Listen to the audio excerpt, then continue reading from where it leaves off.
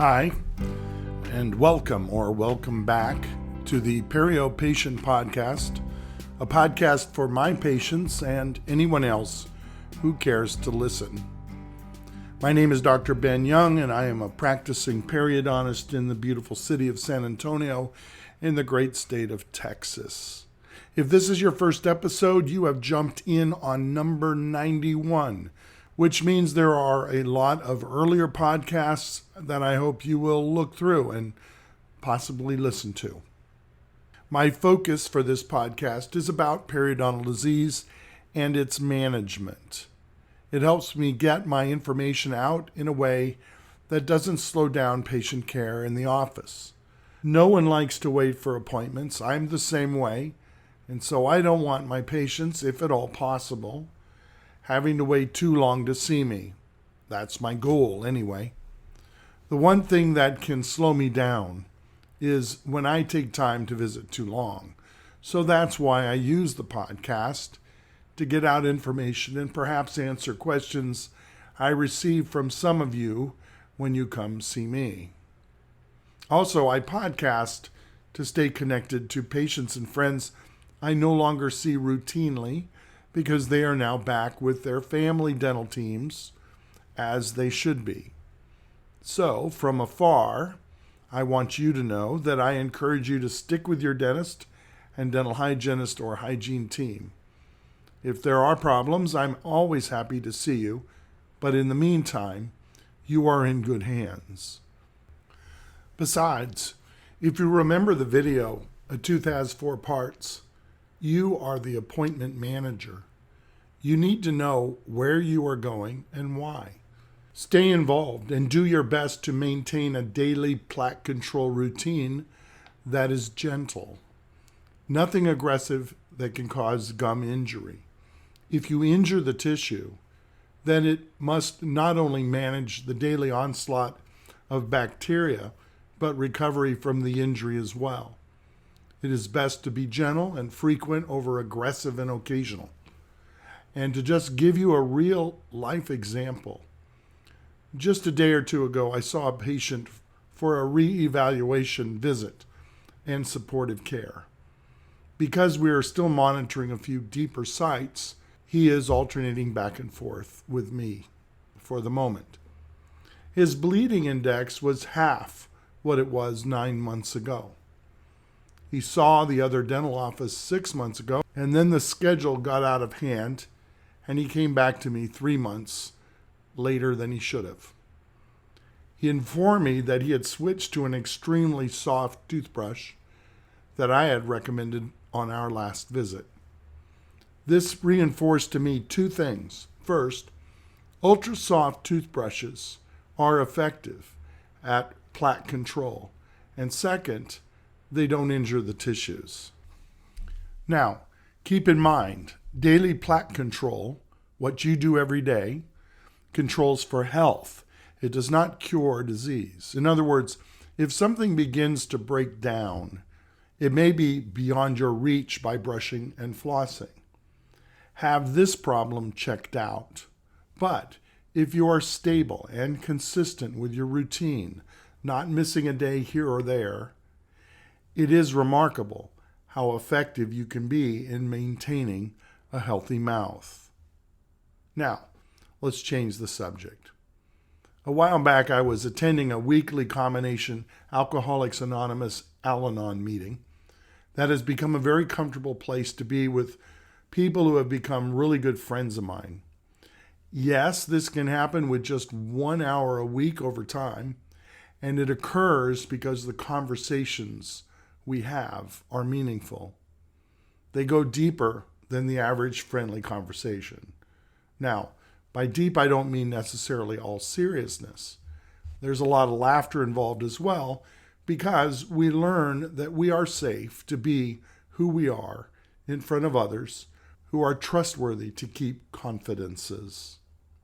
Eventually, as we find our emotional wounds healing, we become strong enough to have the ability to be real and honest in the general public. We are no longer at the mercy of what others might be thinking or even saying that might have discouraged us earlier on. Unfortunately, this is the dysfunctional behavior of so many relationships today. Married people, parents and children, not to mention churches, neighborhoods, as well as in many working environments, even dental offices. Toxic relationships are so common these days that most of us have begun to believe they are normal. Recovered people know better.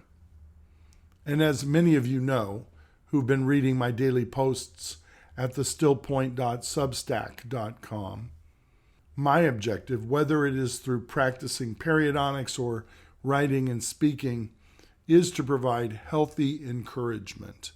It comes out of my belief that people should be working on their own lives, but we all need input from the outside because our thinking can often become distorted if it stays cooped up inside us too long. Having said this, I am not a positive thinking adherent.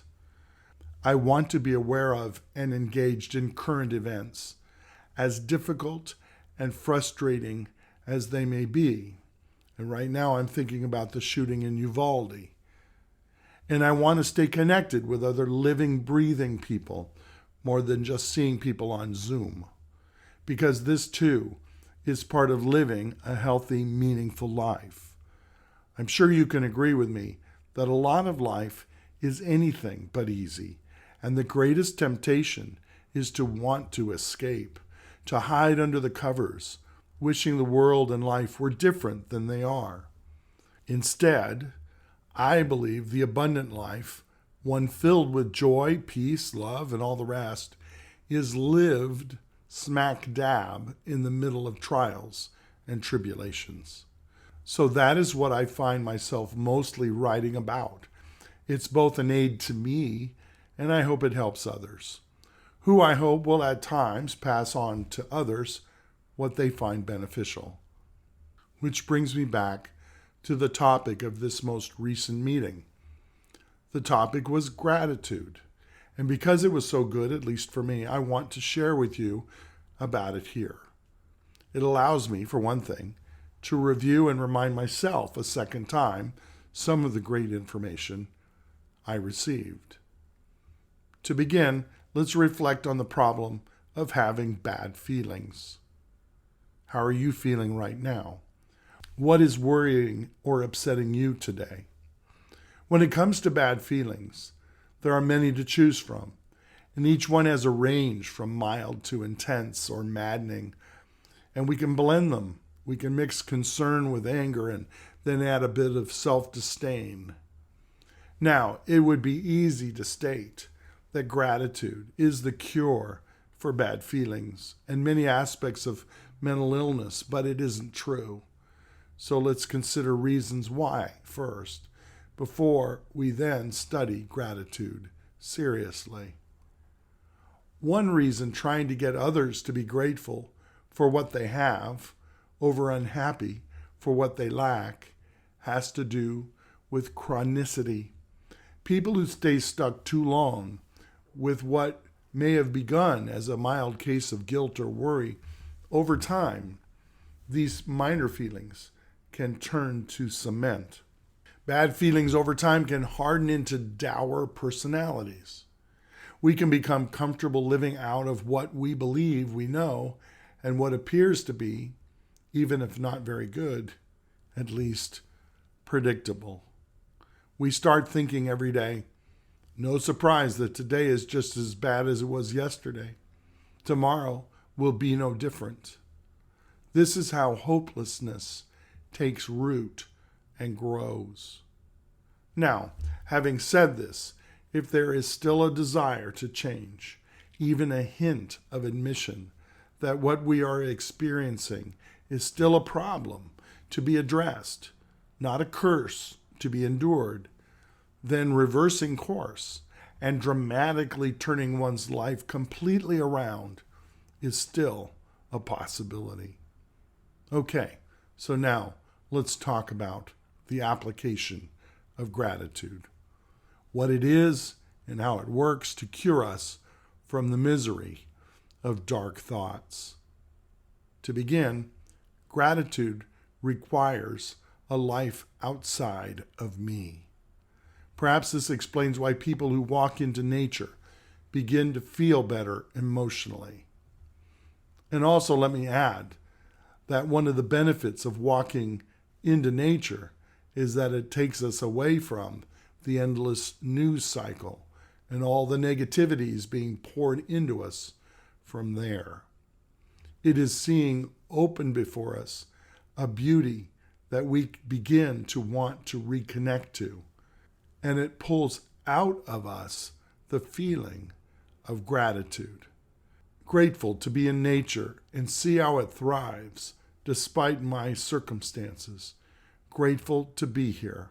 Grateful to be alive. So gratitude, for it to be true, doesn't work when it is directed back at being grateful to myself for anything. Grateful people have learned to give their egos a rest. Gratitude and humility go together. Anyone who bristles at the idea of humility and believes it to be a sign of weakness has trouble with true gratitude to others. Sure, we can all learn to thank people as a social behavior, but it will not warm us inside in the same way sincere gratefulness always does. Finally, it takes true courage to admit a need, and we cannot admit needs without humility, and humility is needed to have true gratitude. So now we have gone from gratitude to humility to courage. It begins by being grateful for everything we did not do for ourselves that has blessed our lives.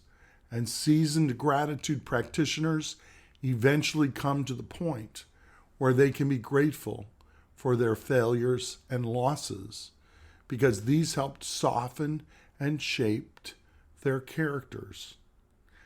They have helped them to become kinder and more patient with others who, like themselves, have struggled. They become the kind of people with whom you would seek to spend an hour a week in a room talking about life. And that's all I got for you today. You have, believe it or not, been listening to the Perio Patient Podcast, and I am still Dr. Ben Young. Thanks for listening. Bye for now.